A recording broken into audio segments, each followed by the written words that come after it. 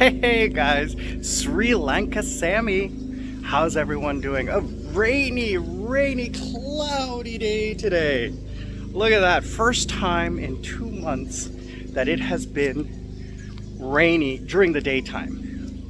Basically, the weather here is like tropical. So what happens is that it's sunny, hot during the day, and then like half an hour of rain, and then that's it in the evening, late evening. So today I'm going to talk to you about what the future holds in Sri Lanka. What are people saying? What do I believe on the ground? I'm not an economist. I'm not a political analyst. I am just a realist. And based on the things I have seen, what I have heard, the research I've done, like what I'm doing is looking at what the IMF has done in the past and what people are going to allow to happen here. And it's just my opinion. And I'm a very positive person. I like to look at the silver lining of everything. So please take what I say with a positive outlook. Worst case scenario, yes, Sri Lanka could go bankrupt, could default, could go into ruin like Venezuela. But I strongly believe that the government might fall and change. And when it does happen, the hard decisions that will be required, i.e. austerity programs, etc., like what happened in Greece, like what happened in Portugal, turn those countries around. Tax hikes, public sector worker wage freezes, excuse me, closing of public services or reduction, those kinds of things will, wow, that's a loud bird. So what I believe is going to happen is that regardless of the political situation, I'm not going to get into the politics of Sri Lanka. Sorry, I'm carrying an umbrella because it is possibly going to rain. I mean, look. It's just so nice out. It's slightly drizzling right now. And last night I had to actually use a sheet to cover and turn off the fan because it was cold. It was 26 degrees Celsius, but it was nice. I don't like to use aircon. So anyways, I digress again. Squirrel! I get distracted very easily. But yeah, so financially, economically, the country won't be allowed to default. The government has indicated that in April they're talking with the IMF. They have floated the currency, which has devalued it, which is the first step required to be able to get an IMF loan. And then dealing with the World Bank. China may come around. China may come around and reservice the debt. That may still happen, even though they have said it's not going to happen, because that's where a predominant amount of debt is. And I foresee that with the rains will come prosperity. In April, May, and June, the rains will come. They will fill the reservoirs, which will allow the hydroelectric dams to function properly, which will allow the electricity to be produced in the southern regions, which will allow the hotels and tourist areas to return to normal, which will allow the farmers to produce enough food, which will reduce the costs of food. Fuel will begin to flow into the country after the IMF bailout, after securing guarantees from India and China on fuel. That will be a positive. Then what else will happen? I think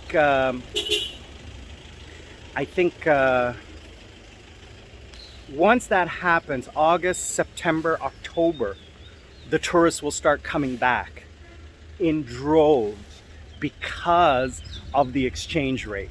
That is going to be a huge selling factor to foreign tourists. They will love the fact that their foreign dollars are going to be earning them a lot more in exchange. It's going to be a cheaper vacation for them than they have ever been used to. And these are people who have come to Sri Lanka before and know, and then they're going to tell their friends. So I just see this as a positive potential. And then because of the power of the US dollar in Sri Lanka, a lot of locals who in the past kind of shied away from going overseas to work will now jump at the chance to work overseas. One of the reasons the Philippines economy is so strong is because of their diaspora, their expats who leave the Philippines to work overseas, returning huge sums of money back to the Philippines, hard foreign currency. So I think that happening will help. By this time next year, we will be out of this. I think that's my opinion. So let's go into town. I got to go into town, take care of some business. I got a little doggy. Hello, doggy. Hello. Oh yeah. So we're gonna go into town. We're gonna take care of some business, and I'll see you guys soon.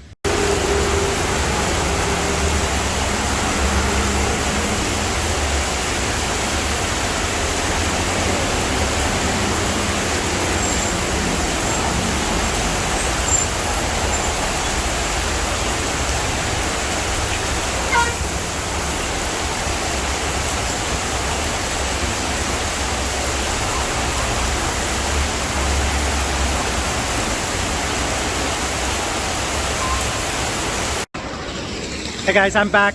So finishing up my story, I'm just back from going through town.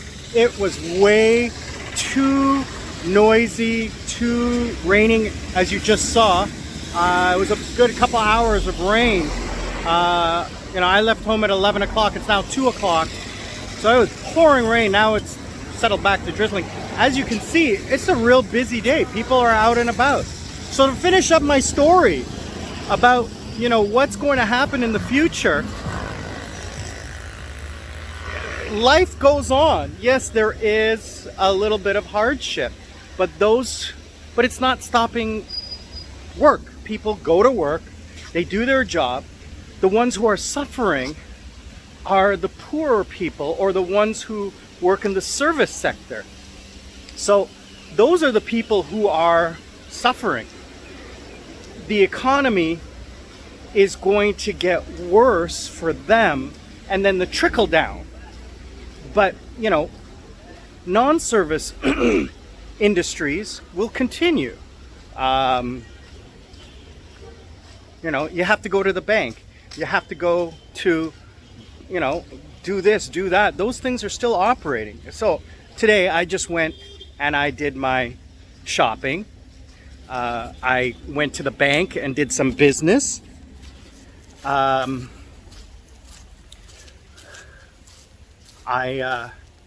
went to a restaurant and had lunch. So all of those things are there. I couldn't take video because it was just pouring rain when I was walking past the shops and the food, the grocery stores and the meat shops. There's food in the windows. There's no problems here.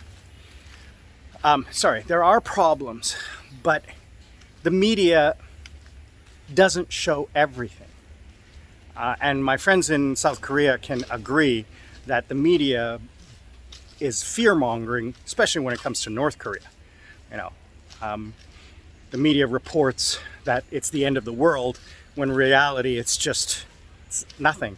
Everything is as normal. So my next video, I'm going to talk about tourism and how tourism could be affected, or is it being affected? So stay tuned for that. But again, I do want to thank everyone who is watching, liking, commenting, all my new subscribers. I really appreciate it. Please, if you like what you see, click the like button. Please subscribe.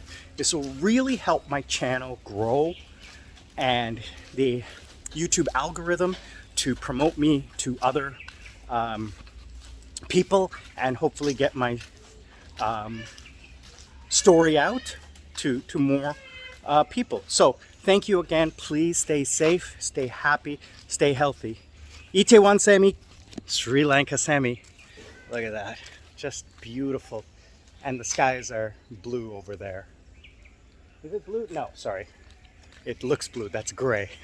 But it is, if you look over there. There we go. The skies are clearing up after that tropical downpour that you saw. But it's cooled off. It's actually chilly, a little chilly in the air. But I love it.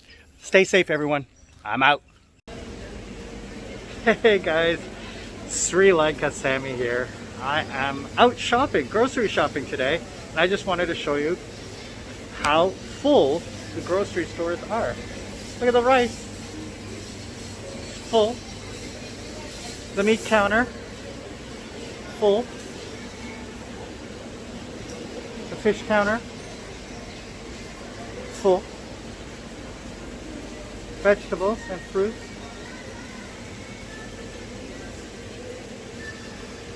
all full. So yeah, the prices are high.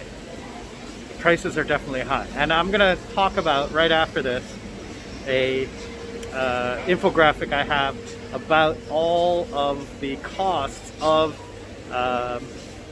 compared to last month to this month. And as you can see, I mean, fully stocked. Everything's fully stocked. Fresh food everywhere. So there's no issue when it comes to the availability of food. Okay, it is just the cost of this is prohibitive to the average person. And the reason we come here, this place is called SPAR, S-P-A-R, is I come for two things. The deli section. Love me my deli section and the cheese section. The cheese section is phenomenal here. So this is a really nice place. I mean, it's huge. So we're gonna take a walk over to the cheese section. There's my mom back there. And cheese is very expensive here. So we got all my favorites. Havarti, cheddar, Entomol, mozzarella. All of the favorites are right here. Lots and lots of cheese, but expensive. So this is 1,000 rupees for 150 grams. So 1,000 rupees is $4, $4 US for that. That's a lot. Not a lot compared to South Korea, because cheese is expensive in South Korea, but in Canada, still, because not a dairy country. But anyway, we'll be back. Let's take a look around, and we'll be back right after this.